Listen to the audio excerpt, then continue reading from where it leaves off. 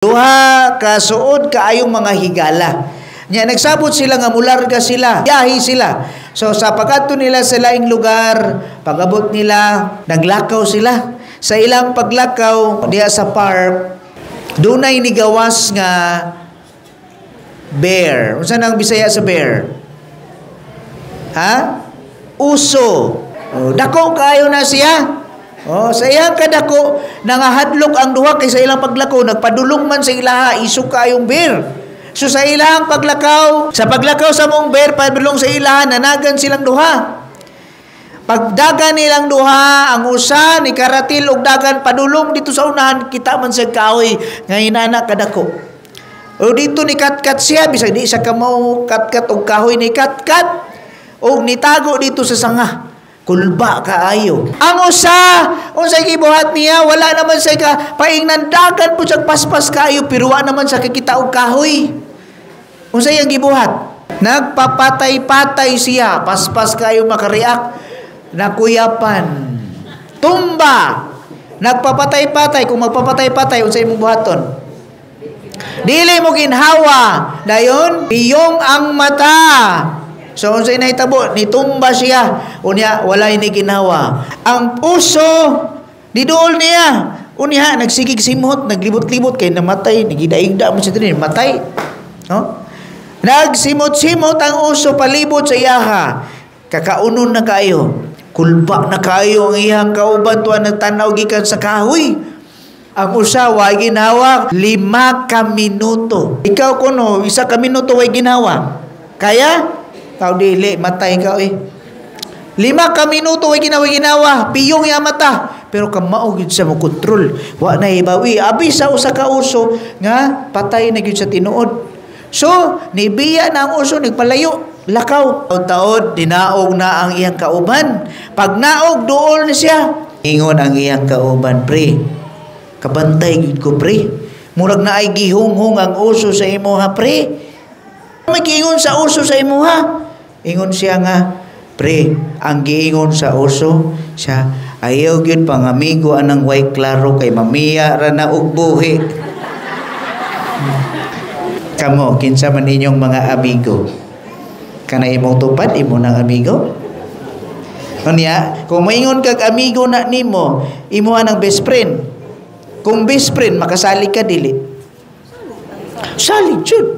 Nya katong istorya kay best friend man to sila. Ha?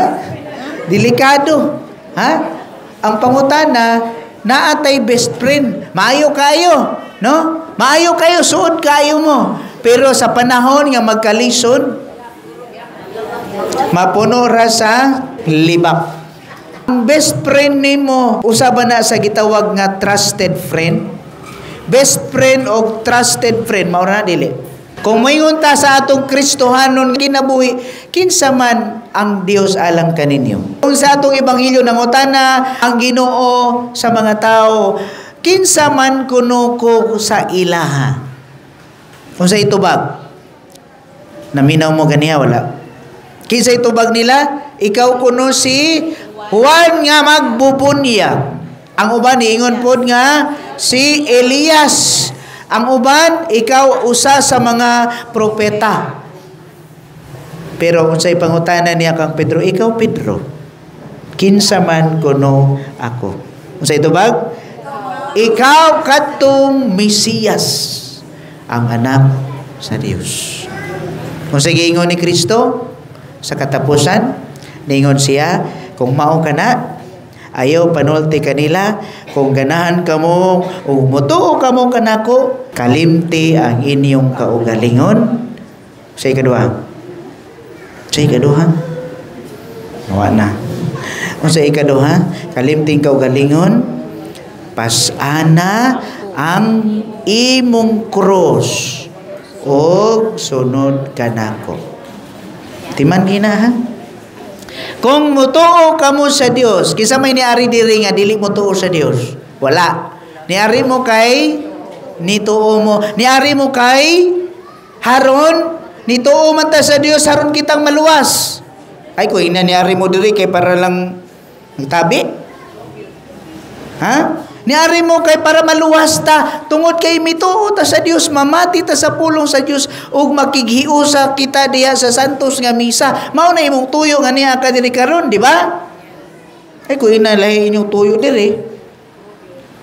So niari ta kay nituo ta. So karon ingon ang atong Dios sa ebanghelyo, kung mutuo kamo kanako, kini mao'y buhata. Siya sa imo kinabuhi. Ha? Manluluwas. Wow, nindutas tubag, sakto gyud na. Manluluwas, sakto. Pero gitudloan taon-saon ang atong buhaton aron kita maluwas, pero gibuhat nato wala. Shh, nakadungog mo wala. Niingon mo manluluwas. Kisay mo ingon nga manluluwas si Kristo. Patanaw ako sa inyong mga kamot kay murag dawat limpyo man mo. Taas. Kisa mo ingon nga si Kristo mao atong manluluwas. Ala, murag makatag, makita gini ron. Patanaw sa video be. Patanaw tawas kamot. Di tanaw na to, ituyok na. Makitaan gyud na sa video ron. Ala. Makitaan nga dili wala ko nang hadlok ha, klaro lang. Hinaya dong. Makita na to na. So, balik ta. Nagpataas mong tanan kamot ninyo. Mituo mo si Kristo manluluwas. Kay nituo man mo, mutuo sad mo sa iyang gingon, dili. Subuhato na to nagtulog. Kinahanglan. Moingon kita ang atong kalimtan, ang atong kaugalingon. Dili ta magpasigig-pasigarbo sa atong kaugalingon. Kay kung kita ray maguna-una nga kita maayo, kaning tanan gikan man ni sa Dios, wala may ato diri. Sumala pagawas na to sa kalibutan, wa kay gisuot, naghubo ra ka, no? Wa kay bitbit. Take up your cross. Cross nga, cross sa mga problema sa kinabuhi. Pag antos, kabalaka, ug unsa pa na. Pero ngano mang yung nagsaba-saba ka diha. Kiat sa siya eh. Laas na lang ka. Ngano man ang cross na to, nga kusog man ta mo reklamo. Naay gamay problema, reklamo diretso. Pero tanawa atong Ginoo. Tanawa siya nga gilansang sa cross. Nagreklamo siya wa. Nagpatulo siya sa iyahang dugo. Hangtod nga siya namatay. Iyang gi-embrace ang krus. Unya mo na invitation niya nato. Mo sa gibuhat nato. Mosunod makata. Pero unsa atong gibuhat sa realidad sa kinabuhi? Ang mga tao ni sunod wala. Ni sunod mo wala. Allah, wala. Ano wala man?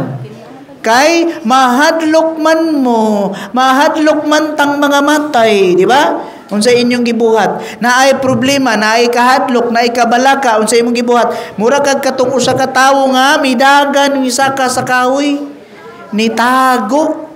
Sama sa mga tinunan ni Kristo sa panahon nga gilansang si sa krus, asa iya mga tinunan? Nanagan, nangahadlok, nanago. Naingon si Kristo, asa naman mo, oy. Gilansang na ko din ni asa man mo. Kamo mga tao, mga parokyano, dismanduang. Asa naman mo sa panahon nga ako gi-persecute. Asa mo? Hadlok, tago. Nyaningon magkaamo nga mutuo, mi sa Ginoo nga mao manluluwas. Asa naman? Mayra mo sa pulong, wala days buhat. Ha? Shh. Piyong-piyong na yung mata. Lisod kayo. Take up your cross and follow me. Sunda ko ninyo. Kaya nga naman, ganahan mo, kisa man diri nga, musunod ni Kristo, andam. Kinsay andam. Kisa to iningon ganihang, nga si Kristo mo ay manluluwas. Okay. Kisa may moingon ninyo nga, andam mo sakripisyo, ug musunod ni Kristo. Klaruhan tan eh. Duha naman mo. Pwede na mo manguli. Oh, di mo manguli sa tupa hingpit ang inyuhang commitment sa Ginoo. So kung musunod ta ni Kristo, kinsay andam magpalansang sa krus? Kuha ang lansang dong. Ha? Ha, tawa mo. Lansangon kita sa krus tungod sa ato ang mga sala.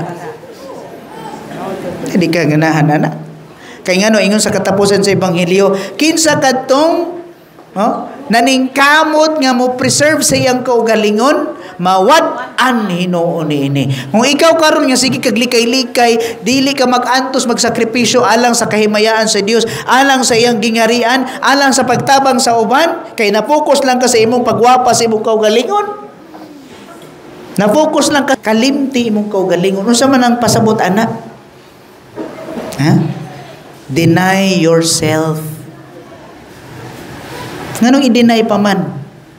Kay ngano mag-i-deny nato? Ha? Kay tungod kay usay sa ato kinabuhi usay.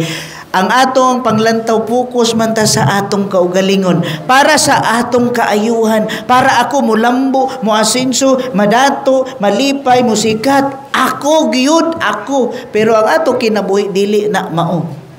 Kung si Kristo pasultihon, sama nga siya nagpakita gihemplo. Tanawa ya kaugalingon. Siya. Mayon ba siya nga ako ang Ginoo labaw sa tanan. Kisa iyang inahan? Si Maria. Ningon day siya nga, ako si Maria, ang inahan sa Dios, kinahanglan ako ni hambugiro ko na ako'y anak nga Ginoo. Niana day siya. Kung sa iyang ibuhat, nagsakripisyo mangani siya. Naman gani siya, gitawag natong 7 sorrows of Mary. Grabe kaayo nga pag-antos. Inahana na siya sa Ginoo. Ang Ginoo mismo, gipadalagikan sa atong langit ng amahan, ang anak nga si Jesus, niyari siya haron nagpahambugiro, wala. Ningon day siya nga, sige suway, di mo mutuon ako, duklon ako, kanya na siya, wala. Kundili iyang gipakita ang iyahang ehemploon sa diay ang kinabuhing Dios nun. Iyahang, mo nag-ingon nga, kalimti ang imong kaugalingon, siya, wala siya nagpakita nga ni Ariko nga mao, ako magpahari-hari. Pero siya, pangutana sa inyong kaugalingon. Kung niingon si Kristo, ikaw Pedro, kinsa man ako alang kanimo, ingon siya, ikaw ang Mesiyas. Kung kanang pangutanaha mao'y ipangutana kanimo karon, kinsa man siya alang kanimo. Sa imong kaayuhan nga personal, delikado na. Kay kung kinsa katunan ning kamot para sa iyang kaugalingon lamang, kawad-an hinuon niini. Katong andam mubiya para sa akong ngalan, andam magpakamatay para sa ako makabaton og tinuod nga kinabuhi. Nindot kay no? Pero ningon sa ato ikaduhang pagbasa, ang imong pagtuo pareho ninyo, kung dili ninyo parisan og buhat, patay. Ya, kusog kay mo pataas sa kamot. Ang Ginoo nakakita. Kung dili ako ipakita ang record, Lord, nagpataas ni siya kamot, Lord.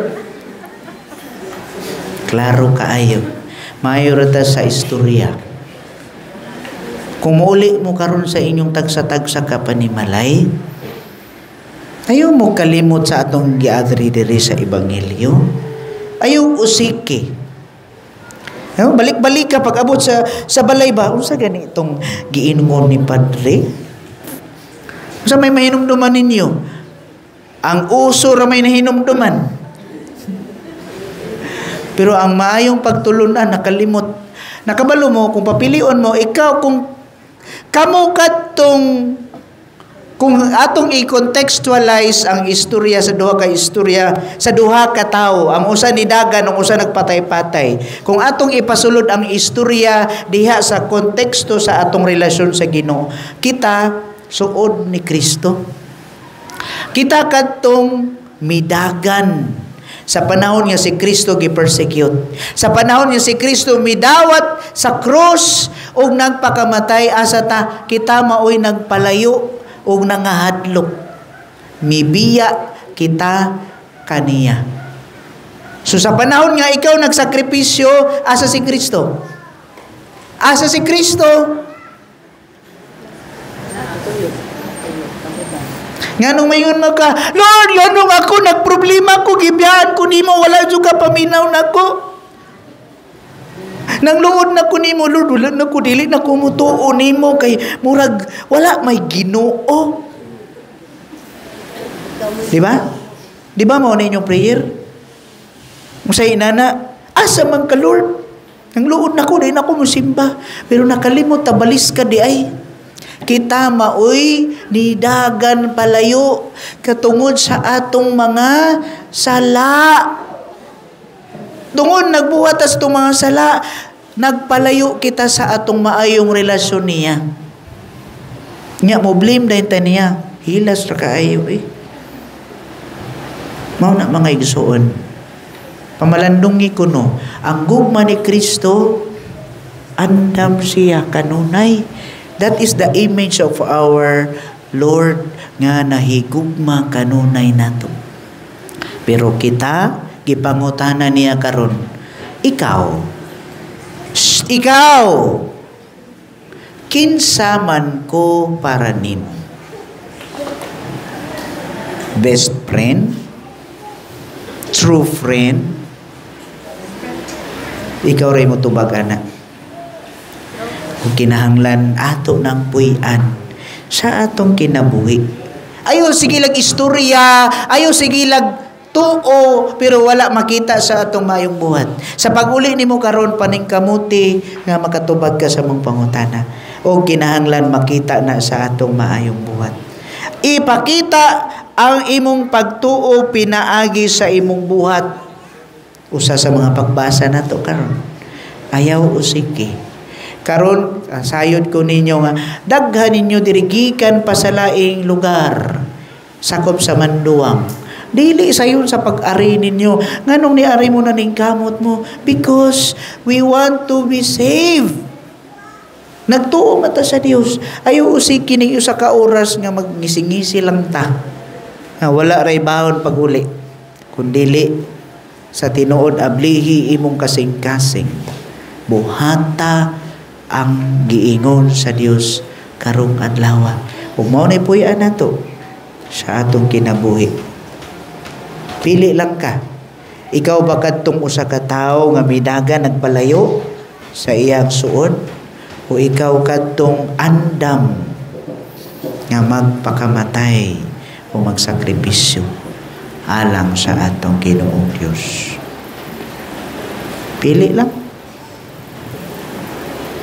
Inaot unta nga makasunati kamo sa presensya sa Dios nga maoy nanuktok karon sa inyong kasing-kasing.